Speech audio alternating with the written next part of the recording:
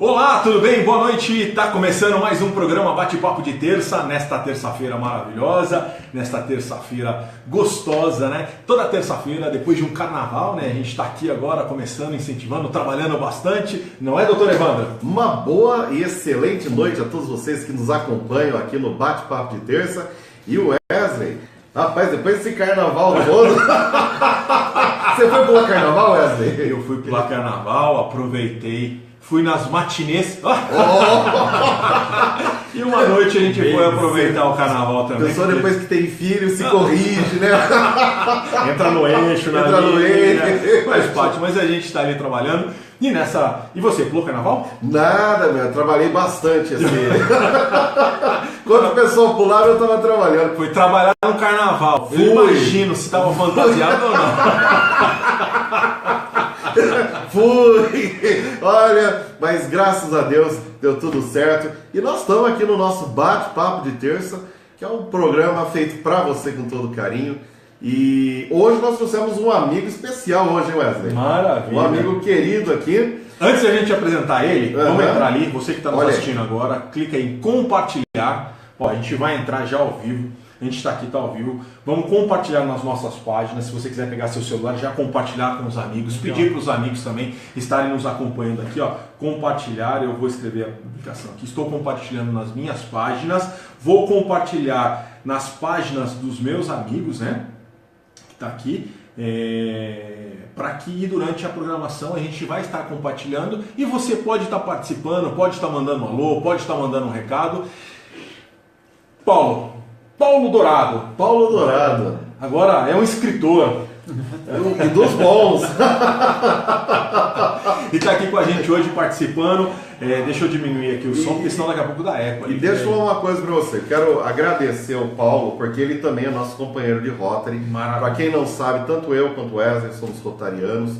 O Wesley é o nosso presidente 2017, 2018 do Rotary. Exato. Muito desafio, mas com certeza... Muita gente boa e competente do seu lado, né, Wesley? Com certeza, bastante. Além do que nós somos aqui em Campinas 11 clubes, né?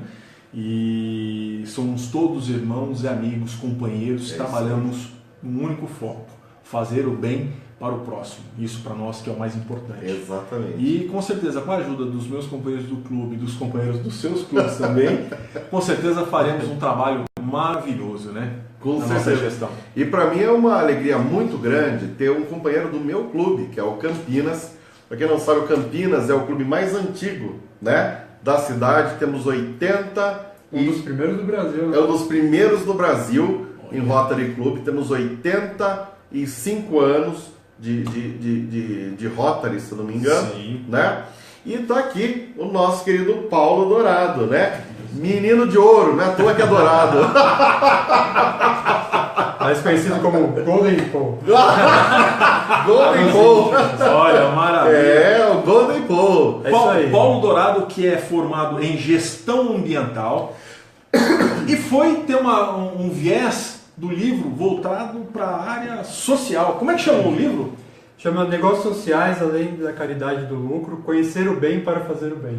Maravilha. Olha só, título legal, hein, Paulo? Isso aí. Negócios sociais. O que é um negócio social?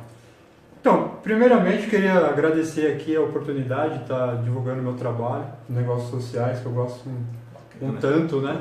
Sou suspeito a falar. E agradeço aí ao Dr. Evandro, ao Wesley, pela oportunidade. Bom, os negócios sociais ele funciona como uma empresa tradicional. A diferença é que seu produto ou serviço ele é voltado para atender uma necessidade das pessoas em situação de vulnerabilidade.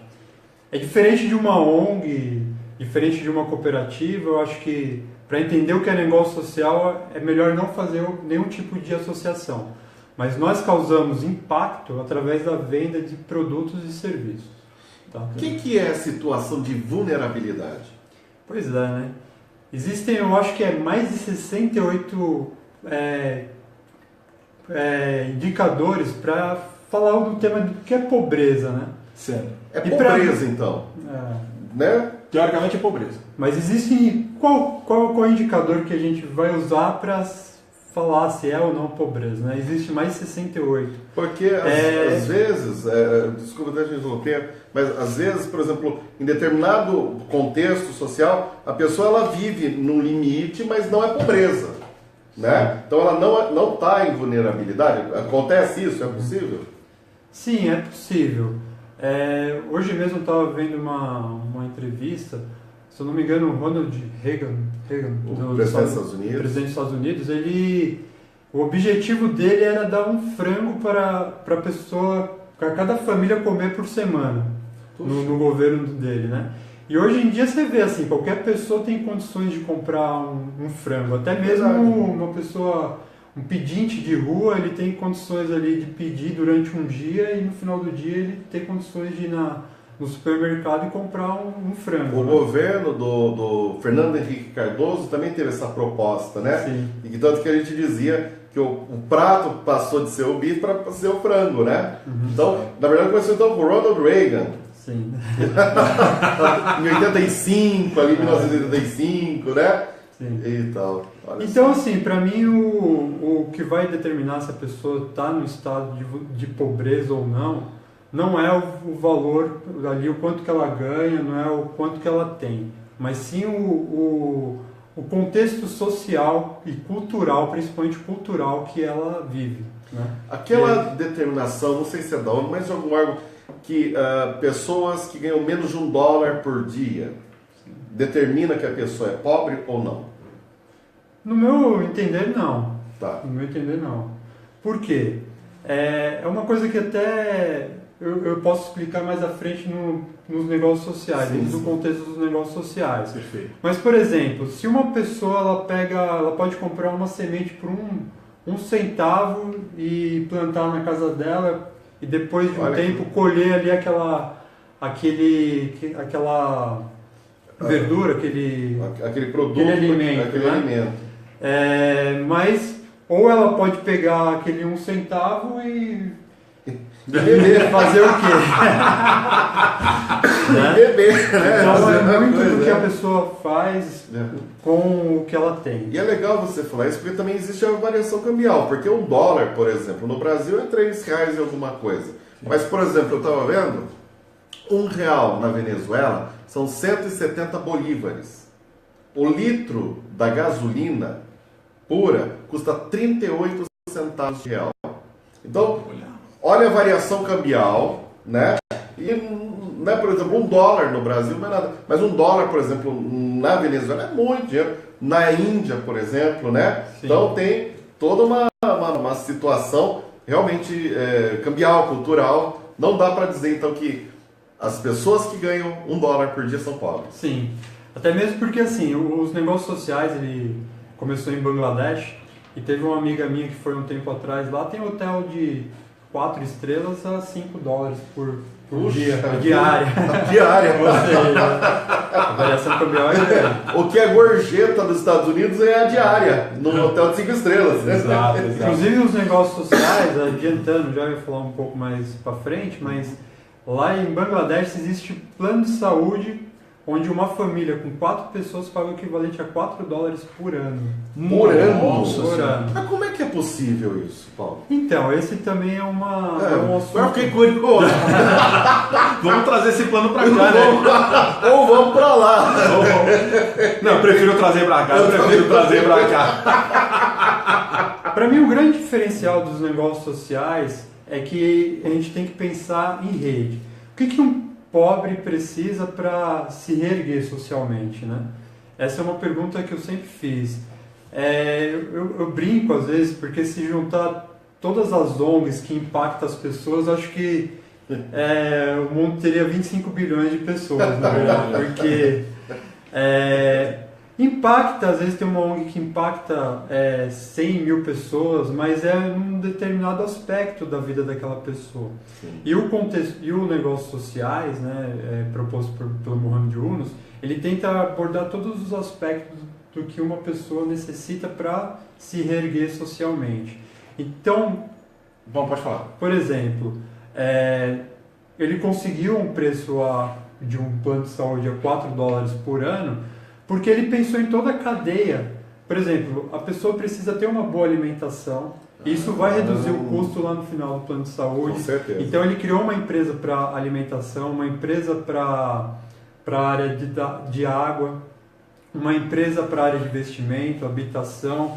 Ou seja, em Bangladesh hoje, que é um país um pouco maior do que a grande São Paulo, com 200 milhões de pessoas, Puxa. Você imagina pegar a população do Brasil e colocar na grande São Paulo, que é a maior densidade demográfica do mundo, né? Uhum. E ele conseguiu reduzir esse custo porque ele pensou em rede, né? Certo. Olha, para você que está nos assistindo aí, antes da gente dar continuidade aqui, eu quero mandar um beijão pro Silvio Roberto Cardoso. O Silvio, que é nosso companheiro, tá toda semana está acompanhando a gente aqui. Muito beijão para obrigado. você. Eu quero mandar um beijão também pro Abílio, que está aqui nos acompanhando, está nos assistindo aqui. Beijo Abílio, pra você, obrigado. beijo, obrigado pela sua audiência.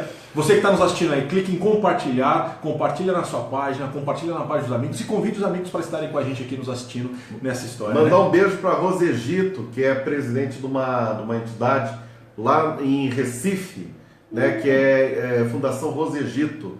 Né? Conheci a Rose numa das vezes que eu fui ao Cevisa, fizemos amizade. Rose, obrigado por estar assistindo a gente, um beijo bem grande. E para a Sueli, Sueli tinha prometido mandar um beijo para você, hein? Qual Sueli? A Sueli de São Paulo. Maravilha. A Sueli de São Paulo. Agora ela tá bonita que ela fez cirurgia bariátrica. Beijo para você, Sueli, pro Raul, seu marido, para suas meninas, viu? Ó, nessa história toda social, ele está contando a história da onde surgiu, que surgiu esse impacto social cultural, que você estava contando da história pra gente. Da onde surgiu essa história de negócio social? Vamos contar a história, porque tem uma história engraçada aí. Se essa moda vingar aqui no Brasil, você já viu o que vai dar. Se essa moda vingar, meu Deus. É só 3 palavrinhas, hein? Fica vendo. Então, porque é uma história engraçada, mas assim, mulheres, os homens não vão fazer isso. As leis nos protegem aqui. Como é que surgiu essa história lá de negócio social que você estava contando aqui pra gente no começo? Os negócios sociais eles surgiram em Bangladesh com Mohamed Yunus. Mohamed Yunus é um dos ganhadores do Prêmio Nobel da Paz de 2006. E ele viu que ele lecionava numa faculdade lá em Dhaka, né, que é a capital de Bangladesh. E Bangladesh passou por uma fome terrível na década de 70. E ele viu que ele ensinava na sala de aula não estava funcionando para os pobres, né, saírem da situação que eles se encontravam.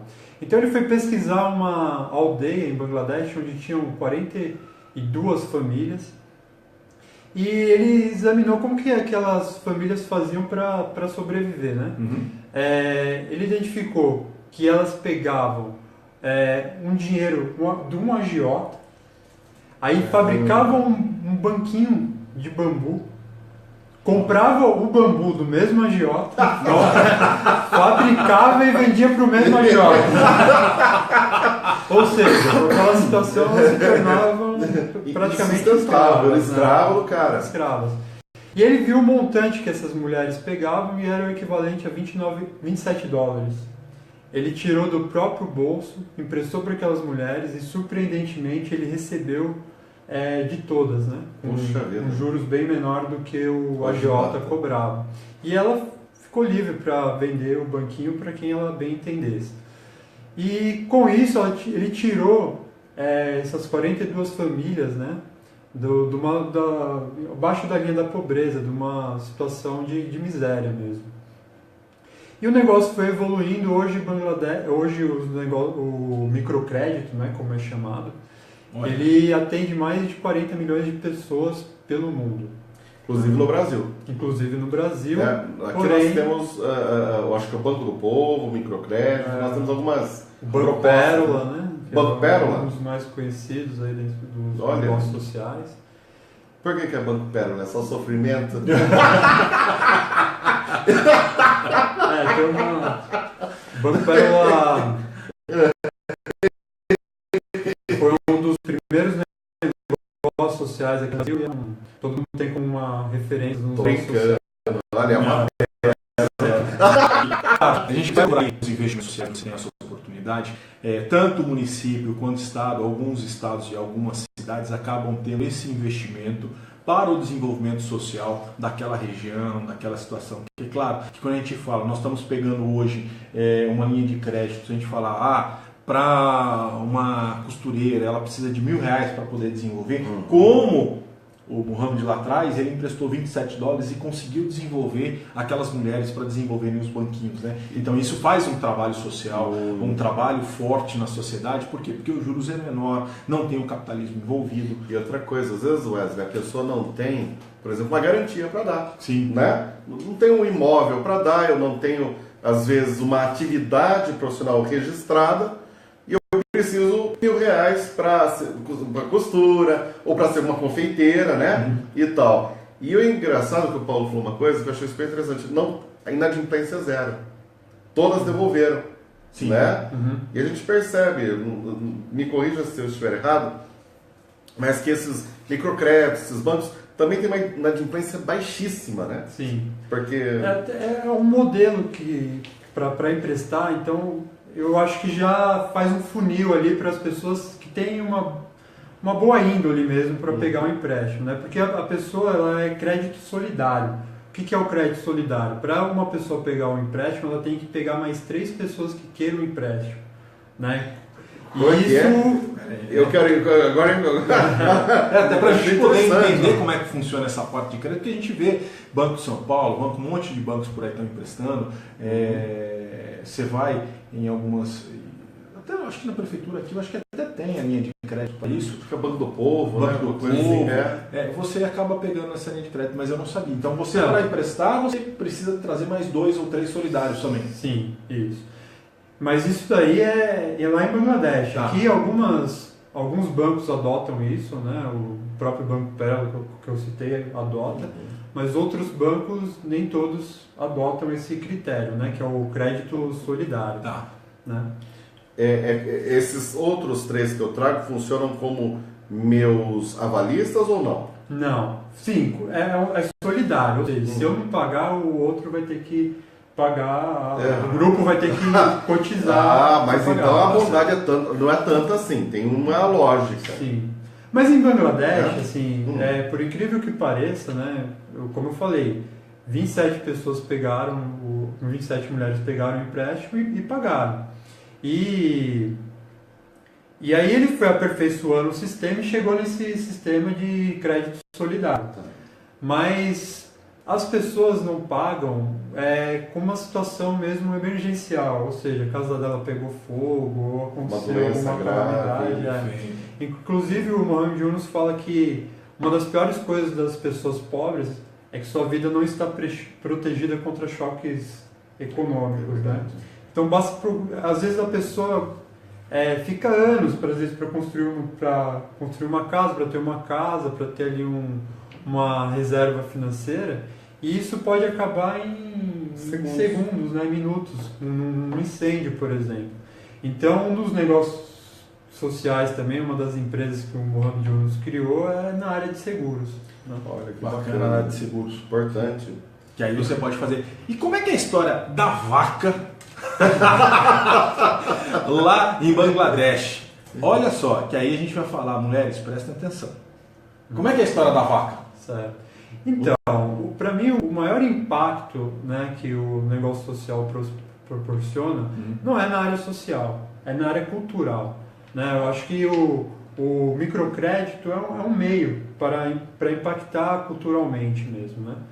Porque ao pegar um empréstimo, a mulher ela se compromete com 16 regras. Puxa, uma delas é que a gente estava falando lá no início, né? Ela tem que pegar e fazer uma pequena horta na casa dela, plantar ali legumes, comer o que ela pode e vender o excedente. Né? Puxa, foi a segunda empresa do Mohamed Yunus, foi na área de sementes. Ele vendia sementes a menos de $0,01. Né? Olha. Então, na verdade, o cara é um grande empreendedor, porque ele cria soluções práticas. Como, por exemplo, você fabrica banquinho? Ok, vou te emprestar o dinheiro. Mas você tem que comer bem. Sim. Então você precisa ter força para, né? Então eu vou te proporcionar uma das regras é você comer bem, né? E se vender o excedente. E ele vende o semente, ele também não é bobo. E é interessante, porque daí a pessoa assegura o capital dela também, né? A casa, de repente, né? Porque é onde ela, né? É aquilo que ela tem, né? Sim. E ele tem a empresa de seguros que consegue fornecer por um preço subsidiado, uma coisa... Lá na verdade em Bangladesh não existe toda uma regulamentação igual existe no Brasil. Por exemplo, aqui para a gente vender o seguro tem que ser pelo intermédio de uma seguradora. Isso, tem um órgão que regulamenta todo o setor, que é a SUSEP. Lá em Bangladesh não, é uma coisa... mais livre. É um mutuarismo livre, ele mesmo faz isso ao fornecer o empréstimo. Mercado de Mas, regras. respondendo a pergunta do Wesley, né? A história da vaca. A história da vaca. Isso vai ficar marcado. O Evandro fez isso para deixar o povo curioso. Então, uma das regras é que a pessoa, ao pegar o empréstimo, ela se compromete a não fazer mais a lei do dote. O que é o dote? A dote é quando o homem chega e oferece uma vaca em troca de uma criança, de uma menina, e se casa com aquela menina. Né? Olha. Então, eu vejo isso daí é um grande impacto cultural. O cara que tem problema de zoofilia faz o contrário, né?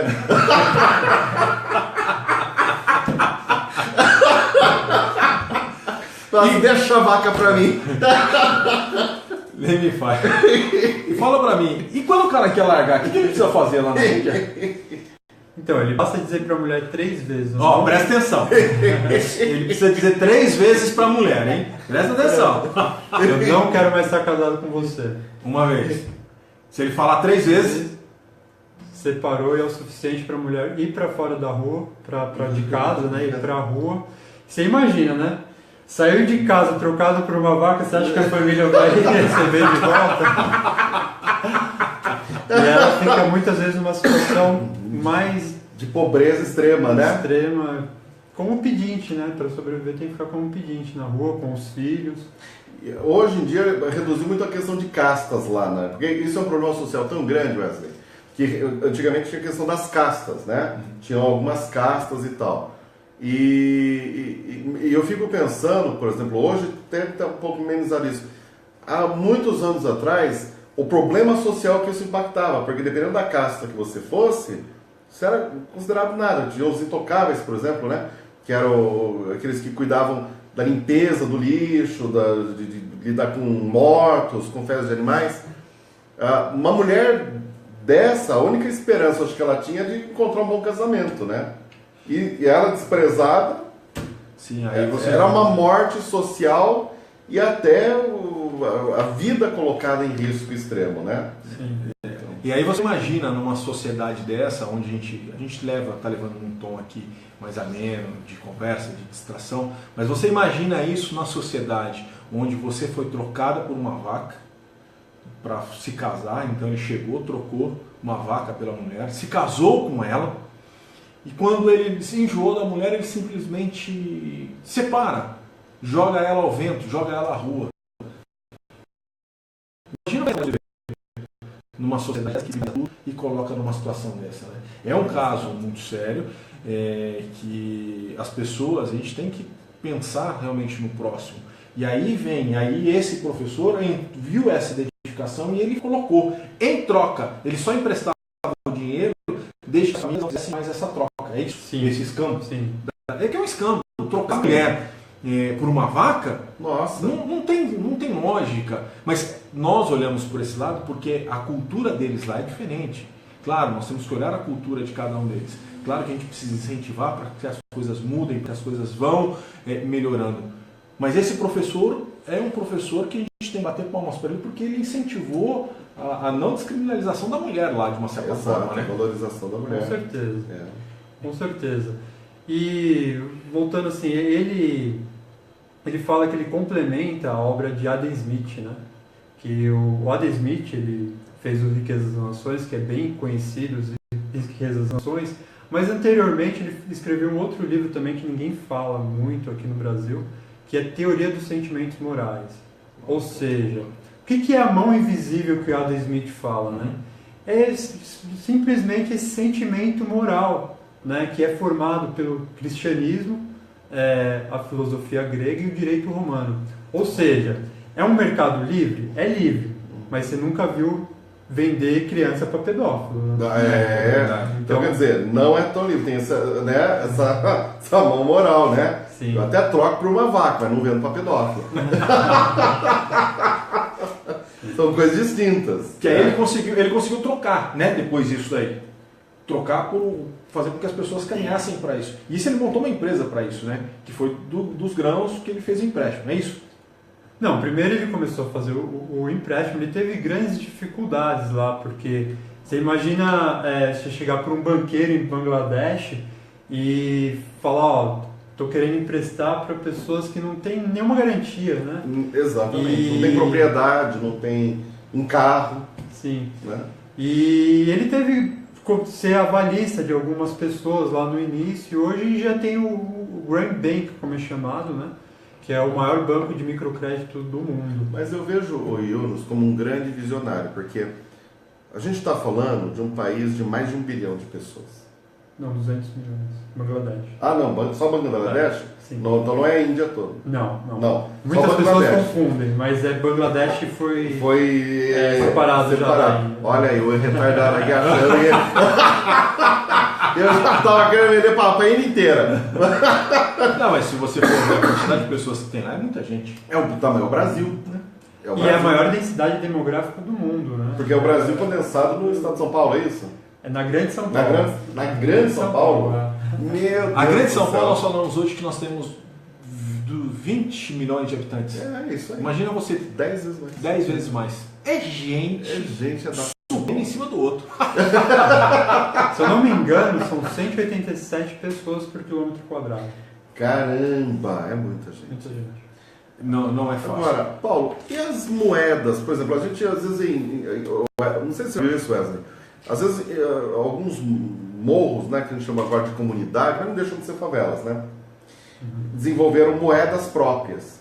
É também uma prática sustentável isso? Como é que funciona? Não, é um tema que eu abordo também no livro, mas não é negócio social. Inclusive, assim, a moeda social está dentro da Secretaria de Economia Solidária, né? E a economia solidária tem uma proposta totalmente diferente dos negócios sociais. Muita gente confunde aqui, principalmente os atores que trabalham com o tema de negócio social confundem. E aí, um dos objetivos é esse no meu livro, é tratar cada coisa no seu lugar, né? Uhum. Por exemplo, sabe qual que é o país hoje que tem mais bancos que fornecem moeda social? Não tenho ideia. Venezuela. Pô, a situação que eles estão lá, então, né? Coitados. É o país que mais proliferou as moedas sociais, e a gente pode ver que o resultado não foi satisfatório, né? Não tirou as pessoas da pobreza. Não. É que eu acho que é como quando uma família tem um orçamento, eu acho que tão apertado, que ela utiliza o cheque especial e o cartão de crédito como parte do dinheiro, não é isso? Então, é um dinheiro que não é teu e que pode te gerar um problema, porque você paga no mês seguinte, mas, né, você está devendo, não aumentou a renda, né? Complementou. Eu acho que o dinheiro social funciona, às vezes, um pouco como isso, né? Como uma expectativa de tentar gerar um dinheiro, né? De fazer um milagre, né? Que ponha pelo menos comida dentro de casa. A moeda social, ela funciona na comunidade. Vamos supor, é um bairro, né? Eu nem gosto de falar comunidade, é um bairro onde eles criam uma moeda local e o dinheiro fica circulando ali naquela localidade. Né? Bacana. Então, por exemplo, o cara tem uma quitanda, ele tem lá X, custa R$1 cada quilo de laranja, eu compro 3 quilos, eu pago com 3 moedas sociais. É um dinheirinho, né? Um papel, e que isso vai rodando, como uma moeda normal, né? E às vezes alguns proprietários cobram um valor diferenciado para a pessoa do bairro e comprar no estabelecimento dele, né? Qual a grande vantagem da moeda social, se é que tem alguma? específica, assim, do seu ver? O problema da moeda social vai ser um pouco complicado eu explicar aqui, porque demanda um tempo para eu explicar o problema da moeda social. Mas o que a economia solidária faz, ela faz a moeda social ali numa comunidade, né? Hoje o Banco Palmas é uma referência para a moeda social, mas aí ele fala, a gente implantou a moeda social aqui, mas vocês vão ter que fazer ele mexe no impacto cultural, vamos dizer assim, que é o contrário do que os negócios sociais promovem. Por exemplo, o intuito da economia solidária é chegar no socialismo. Então é uma coisa complicada. Tem uma ideologia. Tem uma ideologia por trás. E isso é retratado nos livros, na própria Secretaria dos Negócios Sociais. Você vê que então é uma coisa um pouco mais complicada do que a gente pensa. Você vê, por exemplo, o Joaquim, que é que idealizou o Banco Palmas, né? Ele tem fotos dele com o Che Guevara no fundo, é complicado. No fundo, e aí então, quer dizer, negócio então não é uma coisa, toma um outro rumo, né? Complicado. Não é à toa que Venezuela hoje é o país que tem o maior número de bancos de moeda social. Então, para a gente poder entender um pouquinho de cultura, a gente precisa estudar, a gente precisa ler constantemente para poder entender o que acontece no nosso país, o que acontece nos nossos vizinhos. Mas eu quero mandar um beijo também para Kelly Lovato. Doutora Kelly, um beijo para Kelly. Saudade de você. E ela coloca aqui, essa risada do Dr. Evandro contagia. Beijo, Como é que é, Dr. Evandro? O coração sou dele. fã da Kelly Lovato, uma cerimonialista e uma pessoa esplêndida, uma profissional maravilhosa. Não pude estar aqui no dia da entrevista dela. Mas ela vai voltar. Faço questão de estar aqui. E olha, muito obrigado pelo carinho. Você também, mora aqui no coração. Maravilha. O Silvio Roberto de novo, show, bate-papo de terça, parabéns, tá aqui. Aí o Renato Fusso, ele coloca aqui, show demais, sempre com temas interessantes. Renato, beijão pra você. A gente vai estar lá, hein? Vamos estar viajando, hein? Daqui a pouquinho junto.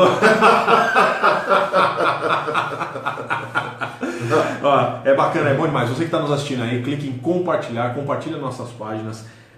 Convide os amigos para estarem com a gente. Clique na nossa página lá, curta a nossa página, você que está nos acompanhando agora, para nos acompanhar toda semana. Enfim, clique lá para receber também os informativos quando a gente está ao vivo, que às vezes você esquece que está lá na terça-feira, mas você clica lá para receber o informativo ao vivo live, né? Clica lá no live que a gente vai estar sempre acompanhando. Quando a gente entrar toda terça-feira, às 7h30, a gente está aqui ao vivo com temas diferenciados e temas que vocês dão as sugestões para nós, né? Paulo, quais são os outros temas que nós temos dentro do seu livro que você aborda? Lembrando que o livro do Paulo é Negócios Sociais além da caridade e do lucro. Negócios sociais além da caridade e do lucro. Conhecer o bem para fazer o bem. Olha, bacana. Conhecer o bem para fazer o bem. Nessa pegada, Paulo, então quer dizer, é possível existir negócios sociais além de sustentáveis, sair desse ramo de ficar uma coisa assim, só de caridade, no sentido de assistencialismo? É possível ter uma coisa saudável? Com certeza. O negócio social, uma vez que o dinheiro é aplicado ali para abrir uma empresa, esse dinheiro não tem fim, né? Por quê? No negócio social não tem distribuição de dividendos. O lucro ele é reinvestido na própria empresa, diferente de um negócio tradicional. Então, numa ONG, para ela impactar um número X de pessoas, ela precisa todo mês buscar recursos para impactar aquelas pessoas. Aqui na frente da ONG, acho que a gente aqui sabe bem desse contexto, às vezes fica mais tempo em busca dos recursos do que focado no impacto. E no negócio social é diferente. Por quê? Uma vez que uma pessoa investe ali no negócio social, a pessoa ou a empresa começa a produzir o produto ou o serviço, causa impacto, né, com a venda desse produto ou serviço, e começou a ter lucro, o primeiro lucro pode voltar para a pessoa que investiu. Ah, é? Bacana. Pô, que bacana. E aí depois todo o lucro é reinvestido no próprio negócio, para melhorar o produto ou serviço ou para ampliar o poder de impacto, né? Eu vi uma vez na televisão, não sei se esse exemplo serve. Eu vi um pessoal que abriu uma barbearia, uma escola de barbearia, né? Bem masculina mesmo. Cabelo, barba, tal, cuidados masculinos. E então o professor ele ensinava meninos de uma comunidade, meninos pobres, que gostavam daquela cultura de fazer aquelas barbas todas desenhadas, bem trabalhadas. E aí era assim, existia a escola, os meninos, por exemplo, digamos que a mensalidade era R$50, os meninos pagavam tipo R$25 e trabalhavam na barbearia. Né? Eram estagiários, trabalhavam na barbearia, que funcionava como um negócio qualquer. Então, o cabelo é 70, para fazer a barba é 50, o valor comercial. Mas o trabalho era muito bom. Então eles tinham clientes de diversos bolsos, né? Desde pessoas mais simples que ganhavam desconto, a aquela pessoa que falava, não, eu posso pagar o valor cheio. É tanto? É tanto.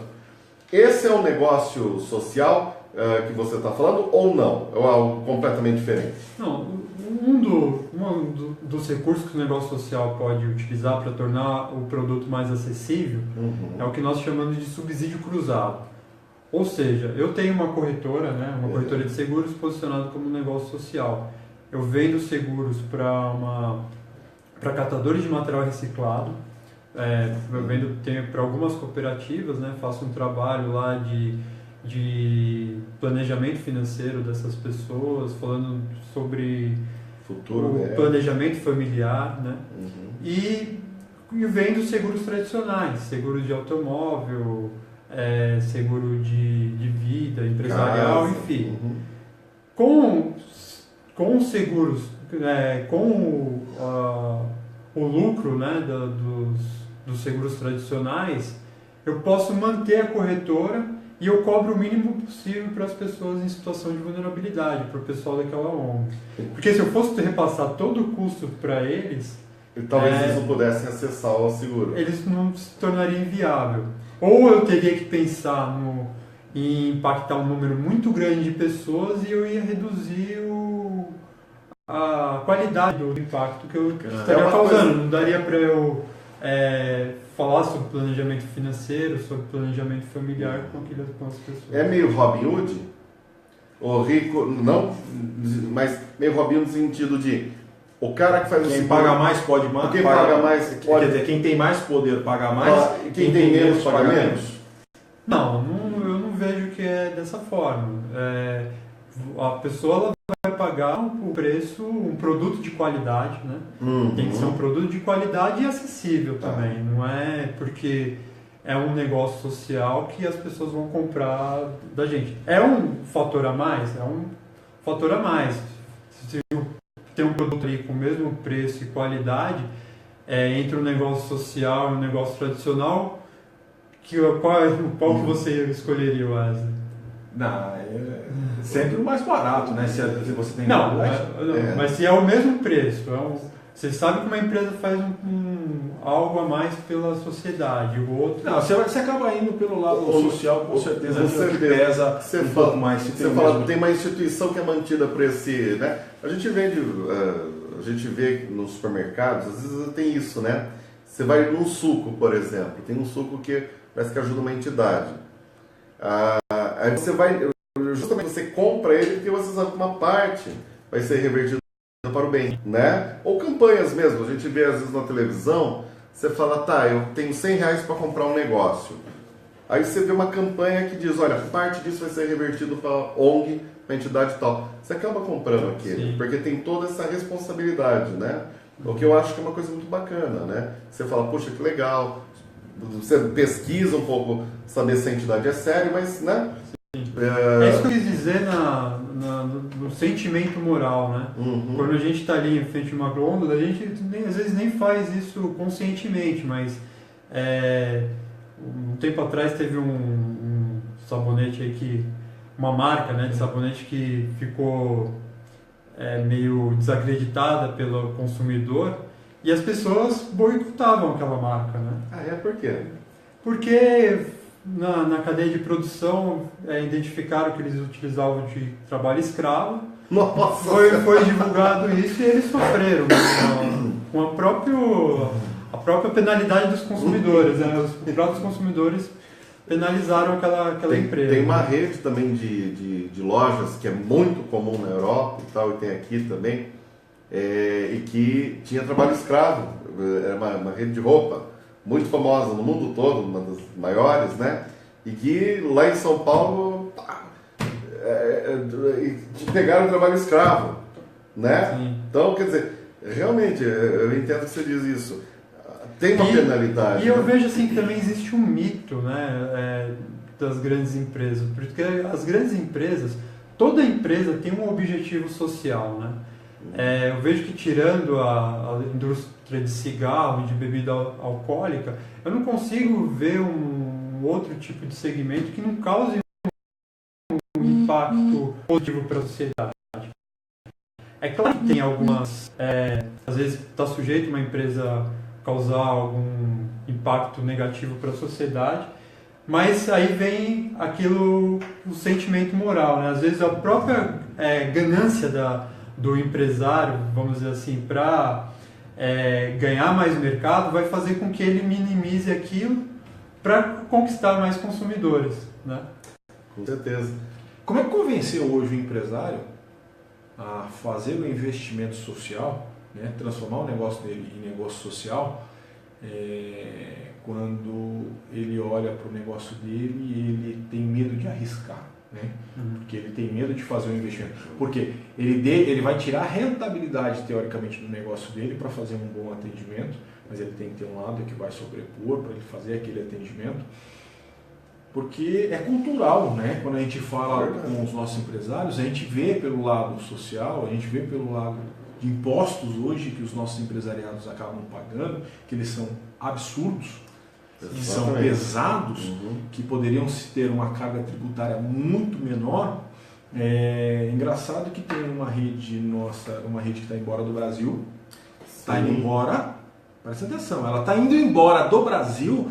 Por quê? Porque ela não aguenta mais pagar imposto e ela tenta cumprir todas as regras, ela vai lá, leva a documentação, leva isso, leva aquilo, na hora que ela entrega, não, tá errado, não é assim, não, tá errado, não é assim. Aí os nossos contadores passam uma dificuldade muito grande para poder manter uma empresa no eixo, porque toda hora que você vai lá, você leva a documentação, nem o pessoal que criou a lei sabe o que está falando. Eu estou falando por experiência. Porque criaram uma lei no passado aí, que era a substituição do Estado, e a gente chamou o criador da lei lá, para poder falar com a gente, no passado aí, e eu não sabia explicar. É tributo em cima de tributo. E aí como é que você consegue convencer o empresariado a fazer isso, levar isso para esse lado social e fazer esse investimento? Bom, pois é. Tem duas alternativas. Ele pode transformar o negócio dele próprio em um negócio social, né? Então ele vai escolher, sei lá, se é uma padaria, ele pode fornecer um pão ali para a comunidade ao entorno daquela padaria, ou ele pode criar um outro tipo de negócio, um negócio social mesmo, desvinculado do negócio principal dele, né? Por exemplo, a Danone fez uma parceria com a Graham Danone e naquele esquema, né, que eu falei, o dinheiro foi reinvestido, começou a ter lucro, o dinheiro retornou para ele e tá todo mundo falando da Danone até hoje. Eu estou falando aqui para vocês, para o público, né? Ou seja, uma publicidade para a Danone gratuita, né? Que não, diferente do responsabilidade social, que é um outro tema que eu abordo no livro, responsabilidade social corporativa, que a empresa tem que ficar todo mês ali doando para uma ONG, eu vejo que a empresa mesmo, ela se limita a causar impacto social com o próprio produto, ela não precisa fazer nada além. né, ela se preocupando em não causar impacto social negativo, né, eu acho que já é o suficiente para estar beneficiando a sociedade. Como que você se apaixonou por esse tema? Porque eu vejo que você tem uma paixão, um amor, né? Sim. Você coloca energia nisso, não é? Verdade. Tem ali e muito conhecimento, além de ter muito conhecimento, né? Mas como é que foi que você se apaixonou por isso? Que você falou, puxa, eu vou ter um filho, né? Porque você escreveu um livro, né? Sobre isso. Como é que foi esse apaixonamento por esse tema? Lembrando aqui que eu escrevi o livro junto com o Thiago Bruno Teixeira, né? Olha, um abraço, Thiago. Thiago, beijão pra você. Beijão pra você. Vamos trazer ele aqui também, né? Sim. Ele é um autodidata, estuda vários assuntos e para mim também é um mestre aí que eu venho assim aprendendo muito com ele, né? Uhum. E eu esqueci a pergunta. Como é que você se apaixonou por esse tema? Pelos negócios sociais. Eu falei do Thiago. Ficou emocionado com o Thiago?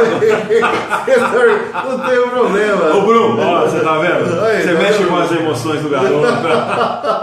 Na verdade, eu sempre gostei da área social, né? Desde os 12 anos, assim, desde que eu me conheço, né? Eu pesquisei muito sobre a área, né? E aí eu acho que foi naturalmente uma busca mesmo. Eu sempre pensei em trabalhar nessa área, trabalhei em diversas ONGs, voluntariamente ou não. Participei daquela coisa de jovem, né? De alguns partidos políticos aí, fui militante. Vamos mudar o mundo, né? Aquela coisa do jovem, né? Vamos mudar o mundo. A gente se mete em cada fria aqui, pelo amor de Deus. Mas foi positivo, que Faz hoje, parte do crescimento da gente. que hoje eu vejo a influência desse lado também nos negócios sociais. E então eu estava noivo ainda hoje da minha esposa, né? Como que ela chama? Carolina. Beijo, Carolina. Beijo pra você. Beijo. Aproveitando, minha Carolina, beijo pra você também. Beijo, Carol. Você conhece bem. Carol e advogado, então? Meu Deus!